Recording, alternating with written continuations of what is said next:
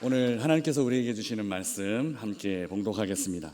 베드로전서 5장 1절에서 11절까지 말씀입니다. 베드로전서 5장 1절에서 11절까지 말씀 우리 함께 한 목소리로 봉독하겠습니다. 이것은 하나님의 말씀입니다. 너희 중 장로들에게 권하노니 나는 함께 장로된 자요 그리스도의 고난의 증인이요 나타날 영광에 참여할 자니라. 너희 중에 있는 하나님의 양무리를 치되 억지로 하지 말고 하나님의 뜻을 따라 자원함으로 하며 더러운 이득을 위하여 하지 말고 기꺼이 하며 맡은 자들에게 주장하는 자세를 하지 말고 양무리의 본이 되라. 그리하면 목자장이 나타나실 때에 시들지 아니하는 영광의 관을 얻으리라. 젊은 자들아 이와 같이 장로들에게 순종하고 다 서로 겸손으로 허리를 동이라. 하나님은 교만한 자를 대적하시되 겸손한 자들에게는 은혜를 주시느니라. 그러므로 하나님의 능하신 손 아래에서 겸손하라. 때가 되면 너희를 높이시리라. 너희를 염려를 다 주께 맡기라. 이는 그가 너희를 돌보심이라. 근신하라. 깨어라. 너희 대적 마귀가 우는 사자같이 두루 다니며 삼킬 자를 찾나니 너희는 믿음을 굳건하게 하여 그를 대적하라. 이는 세상에 있는 너희 형제들도 동일한 고난을 당하는 줄을 알미라. 모든 은혜의 하나님 곧 그리스도 안에서 너희를 부르사 자기의 영원한 영광에 들어가게 하시니가 잠깐 고난당한 너희를 친히 온전하게 하시며 굳건하게 하시며 강하게 하시며 털을 견고하게 하시리라. 권능이 세세 무궁토록 그에게 있을지어다. 아멘. 우리 옆에 성도님들과 함께 인사하겠습니다. 우리는 명선교회를 다닙니다. 그렇게 한번 축복했으면 좋겠습니다. 우리는 명선교회를 다니고 있습니다. 지난 금요일 온맘 기도회 때 참 은혜로운 시간을 가졌습니다. 1200에서 1300분 정도 참여하셨고 그 중에는 처음 나온 분들도 계십니다. 아니 이렇게 돼 있구나 뭐 이렇게 하신 분들 꽤 계셨다고 합니다. 그동안 또 코로나 이후에 교회에서 못 배웠던 그런 분들도 많이 나오셨습니다. 최대한 본당 안에 좌석을 마련해 드리려고 우리 목사님들, 전도사님들이 준비를 잘 해주셨고 강의 좋은 자리 참석하기 위해 심지어 2시부터 교회에 오신 분들도 계십니다. 마음이 급하신 분들이 많이 계셨는데 질서 있게 서로 배려하고 또 그렇게 참여하면서 안전사고 없이 불미스러운 일 없이 금요일 잘 마쳤던 것 같습니다.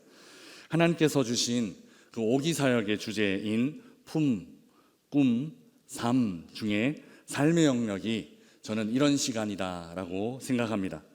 일상생활에서 일어나는 우리의 삶의 문제들이 있습니다. 믿음이 좋고 또 성경을 많이 읽고 많이 알아도 그것과는 별개로 또 실제 우리의 삶에서 고민하게 되는 부분들이 있습니다.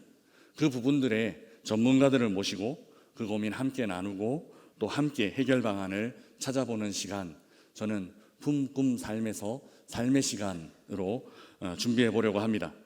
그리고 이 삶은 사기사역의 러브피플과도 연결될 수 있습니다.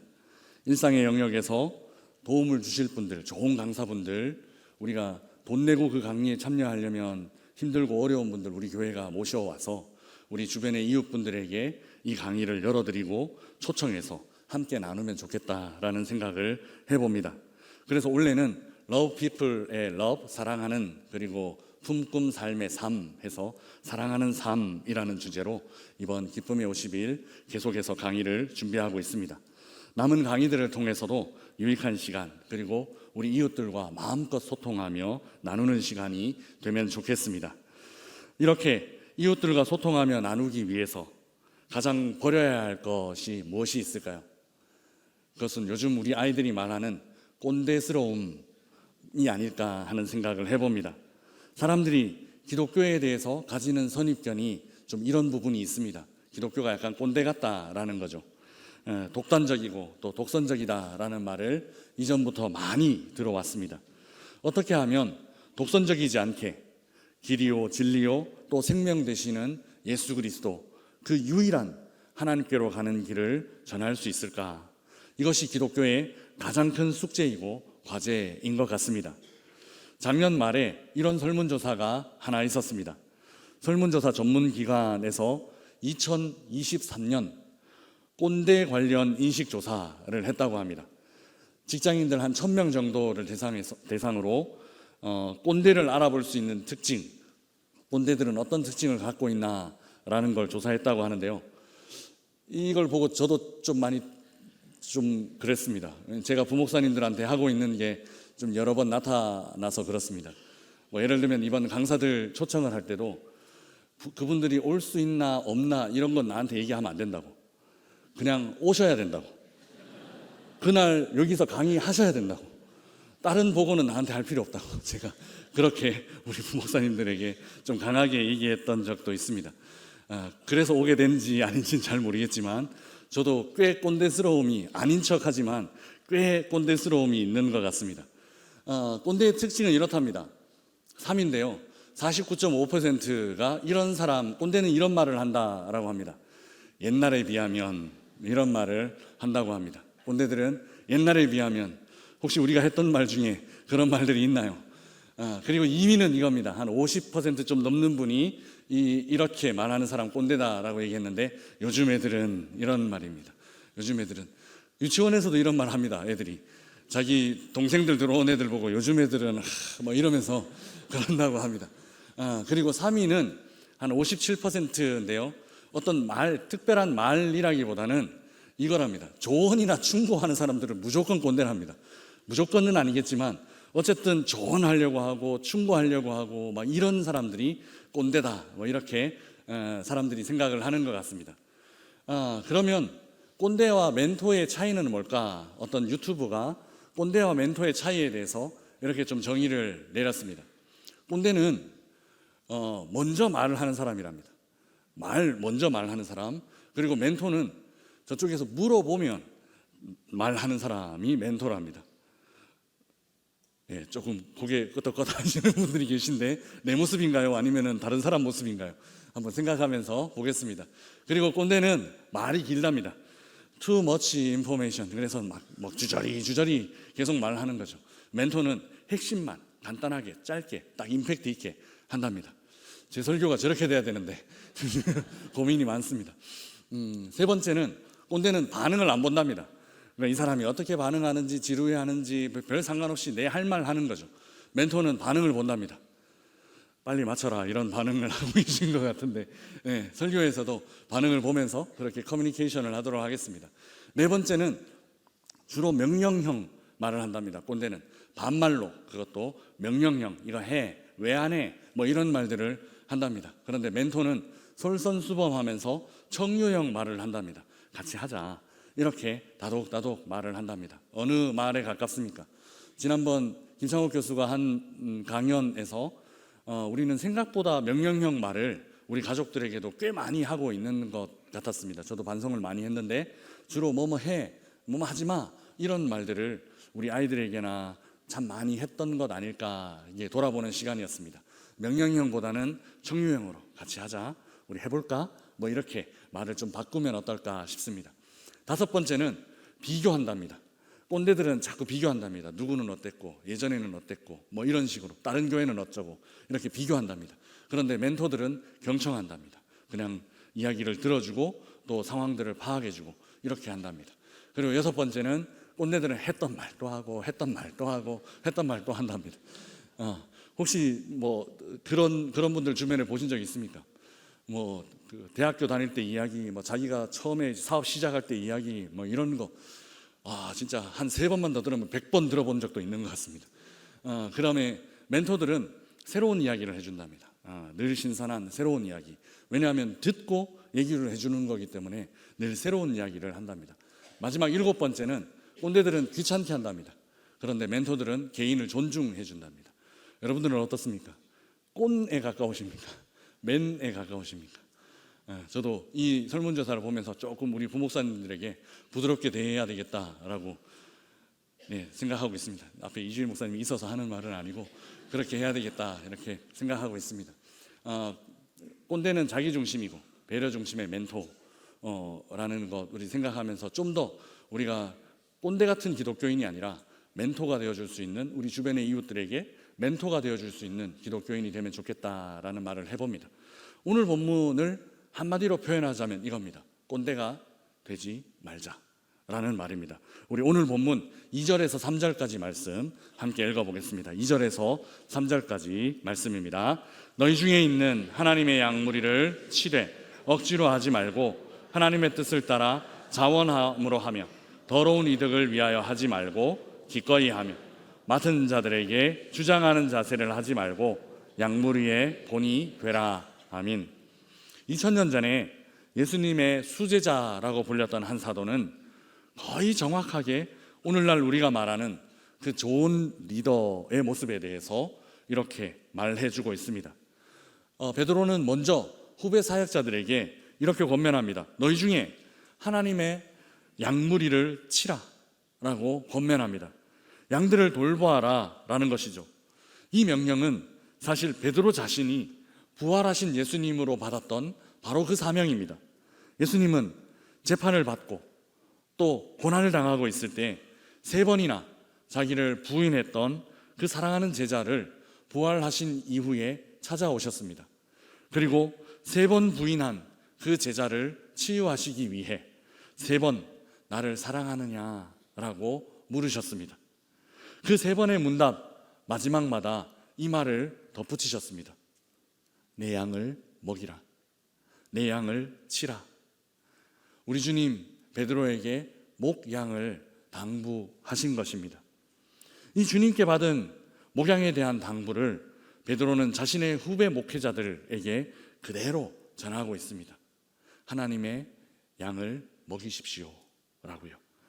그 목양에 대한 자세를 2가지 정도 추려서 정리해 보면 이렇습니다. 첫 번째, 목양은 어떤 것이냐 하면 양의 입장에서 하는 것입니다.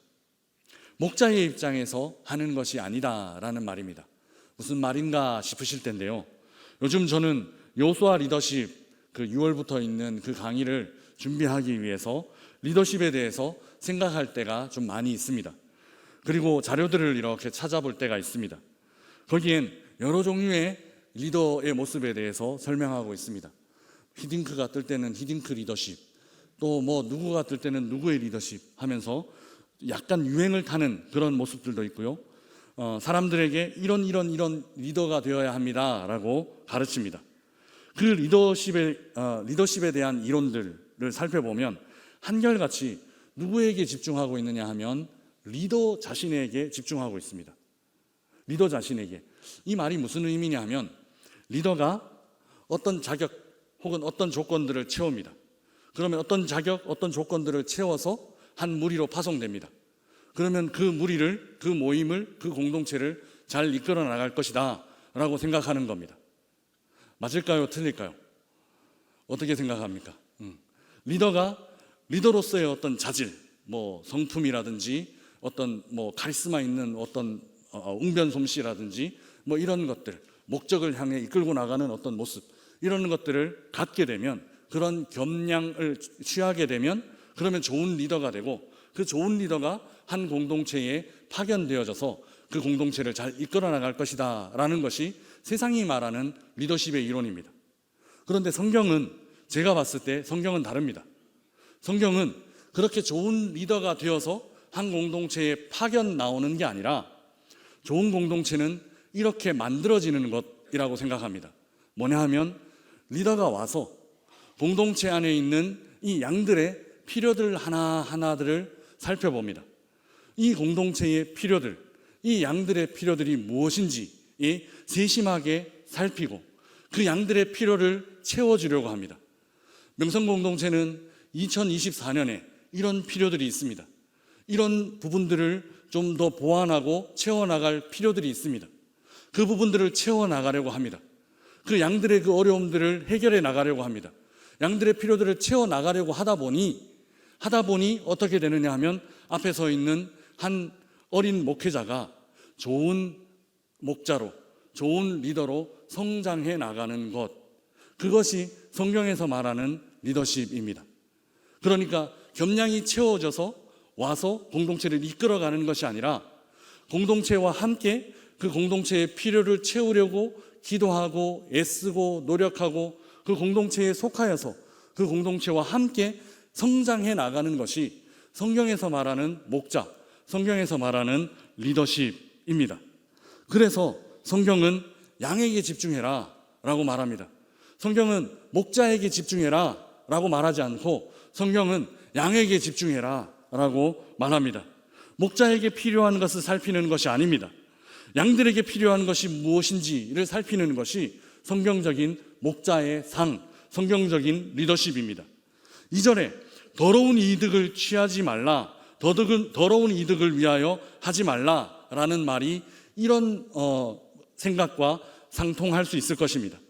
양들이 목자를 위해서 존재하는 것이 아닙니다.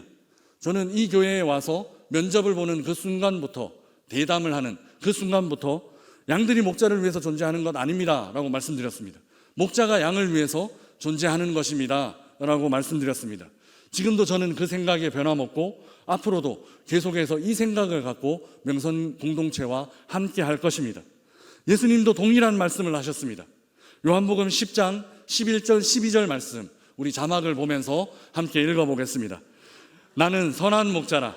선한 목자는 양들을 위하여 목숨을 버리거니와 삭구는 목자가 아니요 양도 제 양이 아니라 이리가 오는 것을 보면 양을 버리고 달아나나니 이리가 양을 물어가고 또 해치느니라. 아멘. 목자는 삭군과 비슷한 일을 하지만 목자는 삭군과 근본적으로 다릅니다. 삭군은 삭슬 위해서 일을 합니다. 양들이 무엇이냐 하면 삭군의 그저 돈벌이 대상일 뿐이다 라는 겁니다. 그러니까 자기 자신을 위해서 일하는 사람은 삭군입니다. 그러나 목자는 다릅니다. 목자는 자기 자신이 아니라 양들을 위해서 일하는 사람입니다. 목자와 삭군의 차이는 평범할 때는 거의 비슷합니다. 그러나 위기 상황이 발생하면 전혀 달라집니다. 이리가 오는 것을 보면 삭군은 양을 버리고 도망칠 것입니다. 그러나 목자는 양들을 위해서 목숨을 버릴 것입니다. 오늘 본문에서 베드로 사도는 동일한 이런 말을 하고 있습니다. 더러운 이익, 그러니까 자기를 위해서 목양하지 말아라 라는 말입니다. 양들을 위해서 목양하라 라는 의미죠. 리더가 아니라 양들의 입장에서 고민하고 양들의 필요를 세심히 챙기는 우리 모든 명선의 가족들 되시기를 주님의 이름으로 축복합니다. 목양에 대한 두 번째 자세는 이것입니다. 우리 3절 말씀 다시 한번 읽어보겠습니다. 3절입니다. 맡은 자들에게 주장하는 자세를 하지 말고 양무리의 본이 되라. 아멘. 주장하는 자세를 하지 말라라고 권하고 있습니다. 방금 전 우리가 본 꼰대의 전형적인 모습입니다. 명령형으로 말하는 것이죠. 지난 온맘 기도회에서 김창옥 교수가 말씀하신 것도 마찬가지입니다. 생각보다 무의식적으로 우리는 참 많이 명령형으로 말해왔구나 하는 것을 느꼈습니다. 사람들은 강하게 말하고 또 명령형으로 말하면 잘 들을 것이다 라고 착각합니다. 그런데 대체로 그렇지 않습니다. 반감이 생겨서 오히려 역효과가 나는 경우들이 더 많습니다. 예를 들면 이것입니다. 우리가 학교 다닐 때 한참 놀았습니다. 그리고 이제 공부해야지 하는 마음이 들 때가 자주는 아니지만 가끔 들 때가 있습니다. 이제 내가 공부해야 되지 않을까 하는 생각이 들 때가 있습니다. 이제 공부해야 되겠다 하는 마음이 딱 들 때, 꼭 그런 타이밍에, 이제 내가 공부해야지 하는 마음이 드는 그 타이밍에 꼭 뒤에서 들려오는 소리가 있습니다. 뭔지 아십니까? 공부해 이런 말입니다. 어머니께서 하시든 누가 하시든 야 이제 그만 놀고 공부해 뭐 이런 말들을 하십니다. 어머니가 공부해 라는 말씀을 하시니 어떤 마음이 드시나요? 어머니로부터 공부해 이런 말씀을 들으면 그때 어떤 마음이 드셨나요? 나도 공부하려는 마음을 먹었고, 그죠? 어머니도 공부해 라고 말씀을 하시니 이거 마음이 같이 되었네. 우리가 내 생각이랑 엄마 마음이랑 같은 마음이 되었네. 이런 기적이 있나? 라고 하면서 하나 된 마음이 되었으니 감사하고 기쁜 마음으로 내가 열심히 공부해야 되겠다. 이런 마음이 드셨나요? 네, 대부분 웃으시죠. 예, 그런 마음이 아니죠. 정반대의 마음이 들죠. 제 아내가 이렇게 말하라고 했는데, 공부하려고 했는데 이 말을 하라고 했는데 제가 이 말은 도저히 안 나오고, 뭔가 김 빠졌다라고 할까요? 내가 공부하려고 하다가 공부해! 라고 하면 뭔가 이렇게 김이 팍 새는 느낌이라고 할까요? 저도 공부하려고 마음 먹고 책상 위로 이렇게 올라가다가 뒤에서 엄마가 야, 공부 좀 해라! 이런 말을 들으면 그냥 다시 내려왔던 기억도 있습니다. 괜히 내가 엄마 말에 통제를 받는 것 같아서, 엄마, 나는 내가 자원해서 공부하려고 했는데 엄마가 그런 말을 하니까 엄마 말에 통제를 받고 자율적이지 않은 모습으로 공부를 시작하는 것 같아서 다시 내려왔던 그런 모습도 있습니다. 김창옥 교수가 한 말처럼 바른 말이 사람들의 마음을 움직이는 것은 아닙니다. 꼭 바르고 정확한 말이 사람들의 마음을 움직이는 것이 아니라 혹 사람들의 마음을 완전히 닫아버릴 수도 있음을 우리는 주의해야만 합니다. 사역자반에서 이야기를 나누다가 말씀드린 내용인데요, 사람을 젓가락이라고 한번 생각해 봅시다. 우리가 다 젓가락입니다. 젓가락인데 옆에 있는 젓가락 하나가 휘어 있습니다. 꼬부러져 있습니다. 대부분의 사람들은 그 휘어져 있는 젓가락에게 어떻게 말합니까? 야, 너 휘었어. 이렇게 말하죠. 그런 말 속에는 사랑하고 아끼는 마음이 있을 수 있습니다. 제가 좀 펴야 되는데, 이런 마음이 있을 수도 있고, 아니면 그냥 지적하고 정죄하는 마음으로 했을 수도 있습니다. 어쨌든 야, 너 휘었어. 좀 펴. 이렇게 말을 합니다.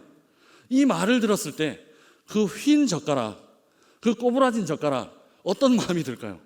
여러분이 만약에 휜 젓가락이라고 생각하면 어떤 마음이 들까요? 내가 휘었구나. 휜 줄도 모르고 있었는데 나에게 이런 모습 알려주시니까 고맙네, 감사하네, 바로 펴야지. 이런 마음이 들까요?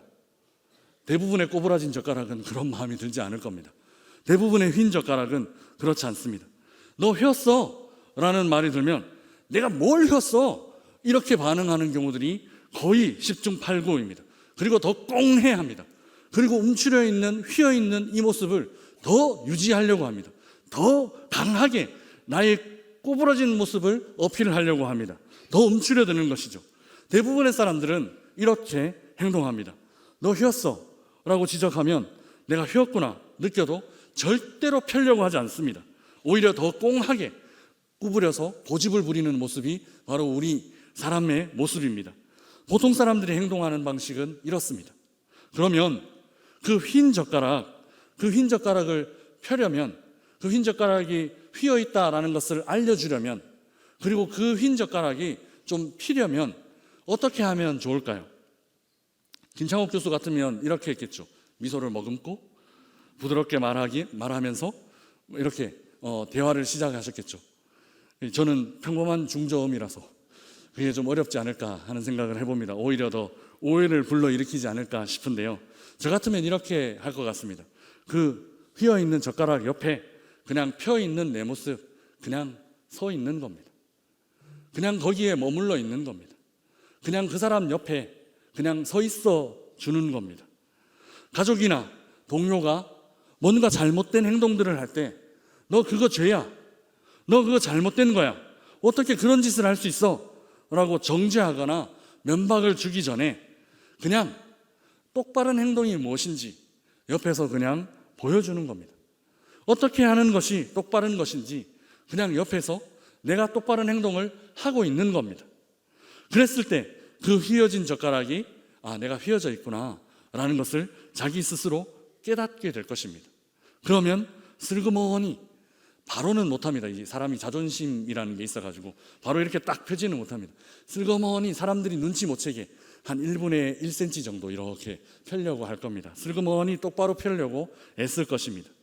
3절에 주장하는 자세를 하지 말고 양무리의 본이 되라 라는 말씀은 바로 이 말씀입니다.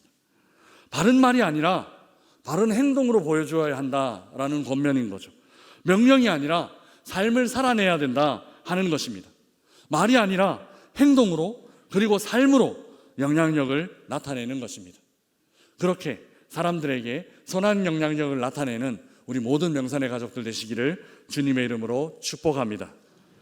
사랑하는 명산의 가족 여러분, 오늘 본문은 큰 실패 이후에 평생을 예수님 본받으려고 노력하며 살아왔던 예수님의 수제자 베드로의 편지입니다. 베드로에게 예수님은 그런 분이셨습니다.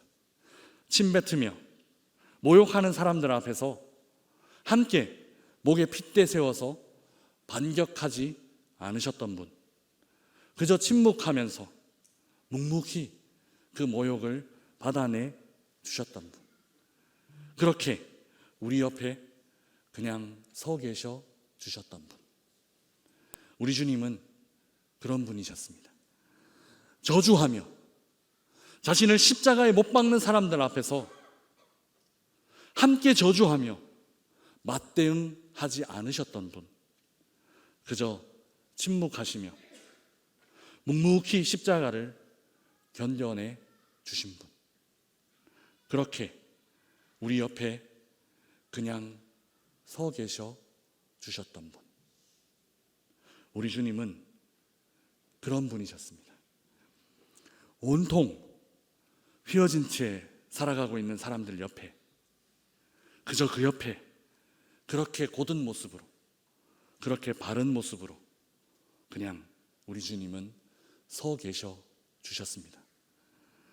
우리 주님의 이 모습이 한 제자의 마음 깊숙한 곳에 새겨졌나 봅니다.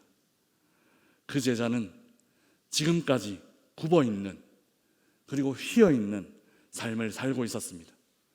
그런데 우리 주님이 그에게 다가오셔서 그냥 그의 삶 옆에 서 계셔 주셨습니다. 3번이나 저주하며 욕하며 부인하던 자신을 그저 그렇게 물끄러미 지켜봐 주셨습니다. 나무라지도 않으셨습니다. 역정을 내지도 않으셨습니다. 네가 어떻게 그럴 수 있냐, 그렇게 말씀하시지도 않으셨습니다.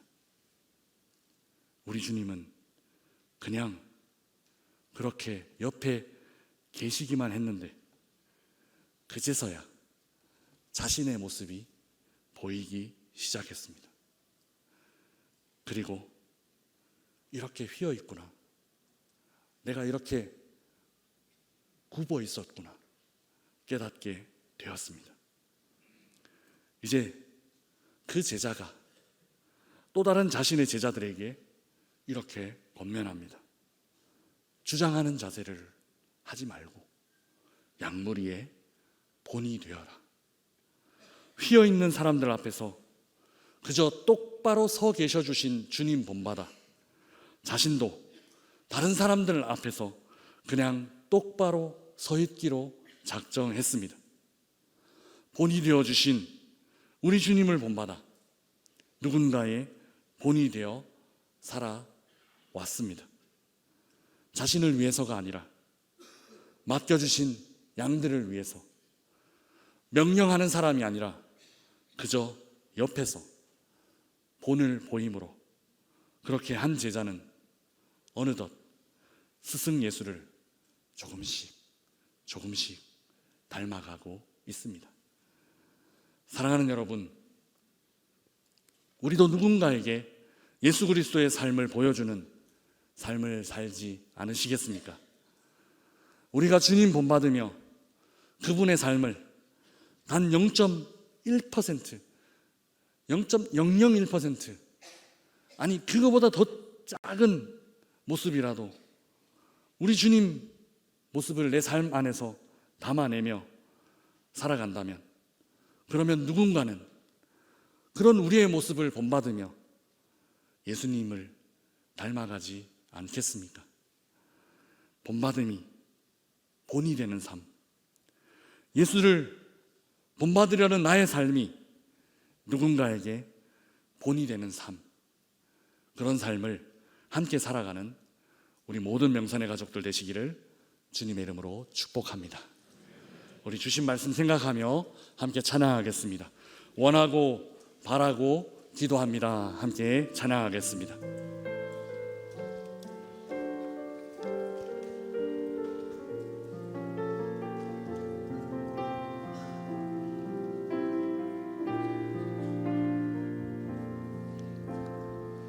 이 세상을 살아가는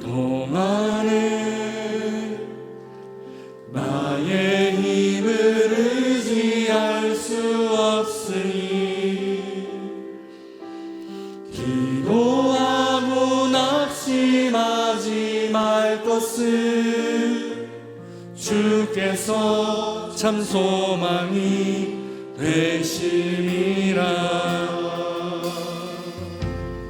이 세상을 살아가는 동안에 나의 힘을 의지할 수 없으니 기도하고 낙심하지 말 것은 주께서 소망이 되심이라. 아멘. 하나님의 꿈이 나의 비전이 되고 예수님의 성품이 나의 인격이 되고 성령님의 권능이 나의 능력이 되길 원하고 바라고 기도합니다. 하나님의 꿈이 나의 비전이 되고 예수님의 성품이 나의 인격이 되고 성령님의 권능이 나의 능력이 되길 원하고 바라고 기도합니다. 아멘. 우리 함께 기도하겠습니다. 예수님을 본받는 삶을 살게 하여 주옵소서. 누군가에게 본이 되는 삶을 살게 하여 주옵소서. 명령하며 지적하기보다는 그 옆에서 묵묵히 바른 모습, 본을 보이는 모습으로 서 있는 삶을 살게 하여 주옵소서. 우리 함께 기도하며 나아가겠습니다. 기도하겠습니다. 주님 감사합니다. 0.1%라도 0.001%라도 아니 그보다 더 아무것도 안 되는 양이라고 하더라도 질이라고 하더라도 주님을 닮기 원합니다. 주님 모습 닮기를 원합니다. 지적하시는 모습이 아니라 그저 옆에 서 계셨던 주님, 묵묵히 물끄러미 바라보셨던 주님, 그 주님 바라보는 삶을 살기를 원합니다. 주님 그 주님 닮아가는 우리의 인생 될 수 있도록 인도하여 주옵소서. 주님 고맙습니다. 우리에게 본이 되어주셔서 감사합니다. 우리의 삶에 본이 되어주셔서 휘어지고 또 굽어있는 우리의 모습 깨닫게 하시니 감사합니다.